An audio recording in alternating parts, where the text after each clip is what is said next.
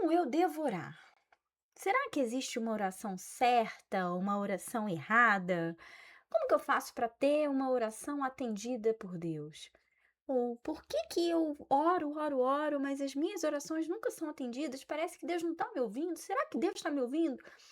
Essas são algumas perguntas que você pode estar se fazendo, e se você já se fez ou se faz alguma dessas perguntas, fica aqui no vídeo que eu vou trazer para você a luz da palavra. Nesse canal aqui a gente se apega à palavra e fala sempre à luz da palavra.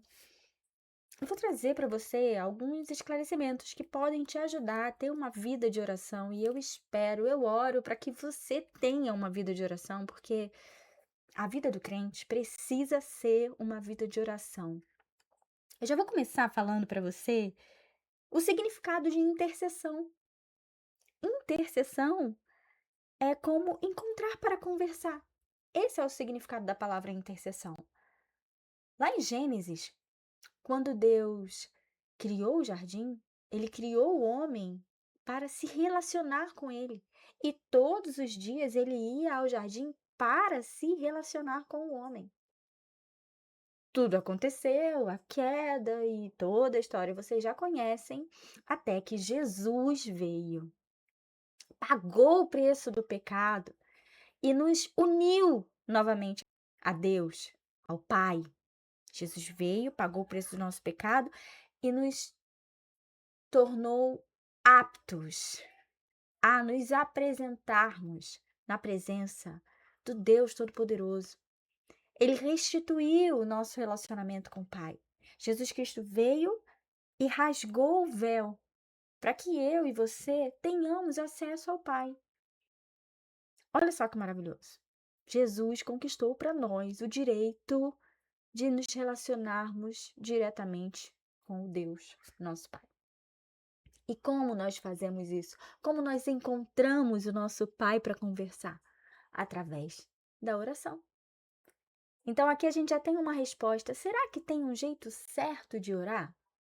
Bom, eu diria que se existe um jeito certo de orar, é apresentando a Deus um coração sincero. Jesus não só conquistou para nós o direito de ter acesso ao Pai, mas ele também nos ensinou como orar. No livro de Mateus, capítulo 6, eu vou ler dos versos 5 em diante. Jesus instruindo aos discípulos, instruindo aquele povo.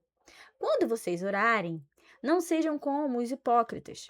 Eles gostam de ficar orando em pé nas sinagogas e nas esquinas, a fim de serem vistos pelos outros. Em verdade, lhes digo que eles já receberam a sua plena recompensa. Mas, quando você orar, vá para o seu quarto, feche a porta e ore ao seu pai que está em secreto.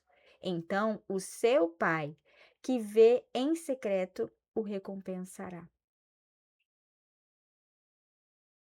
O que Jesus está nos ensinando aqui? Que nós não devemos orar como hipócritas. Orar vãs repetições. Orar palavras vazias que estão sendo faladas da boca para fora, mas nós devemos orar com o coração sincero.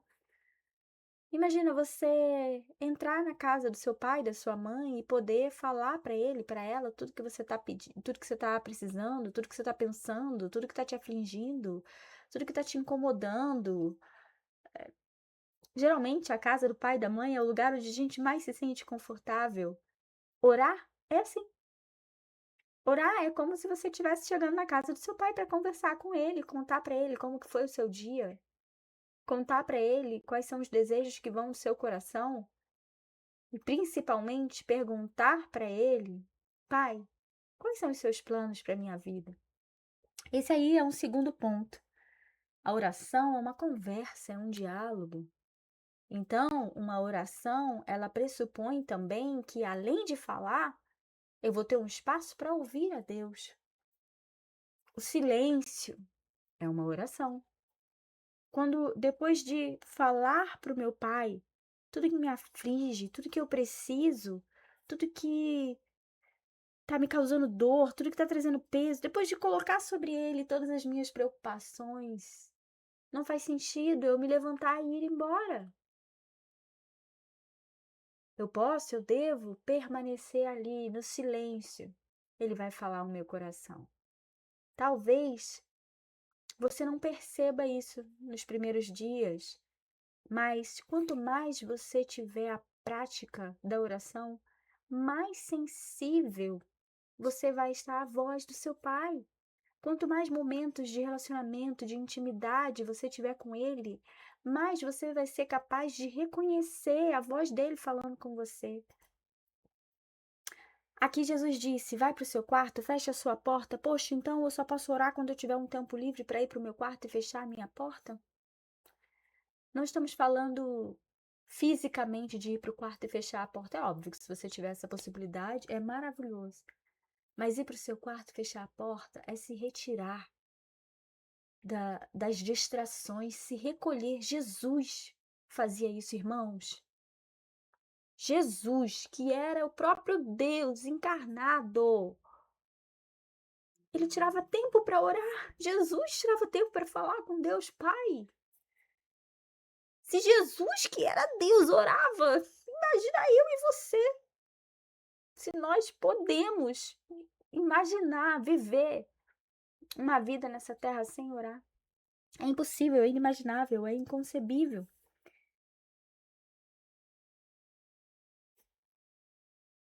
Nós recebemos o Espírito Santo. Então, a palavra de Deus diz que nós não sabemos como orar, mas o Espírito Santo intercede por nós em gemidos, com gemidos inexprimíveis. E isso não fala apenas da oração em línguas. A oração em línguas, falar em línguas é um dom do Espírito e a oração em línguas edifica a nós mesmos. É o Espírito Santo intercedendo por nós, orando por nós. Mas orar no Espírito, a oração no Espírito não é apenas a oração em línguas. Orar no Espírito é orar conectado com o Espírito, de uma forma que o Espírito vem trazendo à sua mente as palavras que você deve orar, pelo que você deve orar. O Espírito vai colocando no seu coração os propósitos que você deve apresentar diante do Senhor. O Espírito vem trazendo à sua mente as pessoas, os pedidos, os alvos, as nações. Durante as orações, aí é uma experiência pessoal minha. Durante as orações, o Espírito me traz revelações proféticas. Às vezes, eu estou parada diante de uma pessoa e eu não tenho uma palavra profética para liberar sobre ela. Mas no instante que eu começo a orar sobre ela, na oração, o Espírito vem me trazendo as palavras na oração que vai testificando no coração daquela pessoa que é o Espírito de Deus que está ali.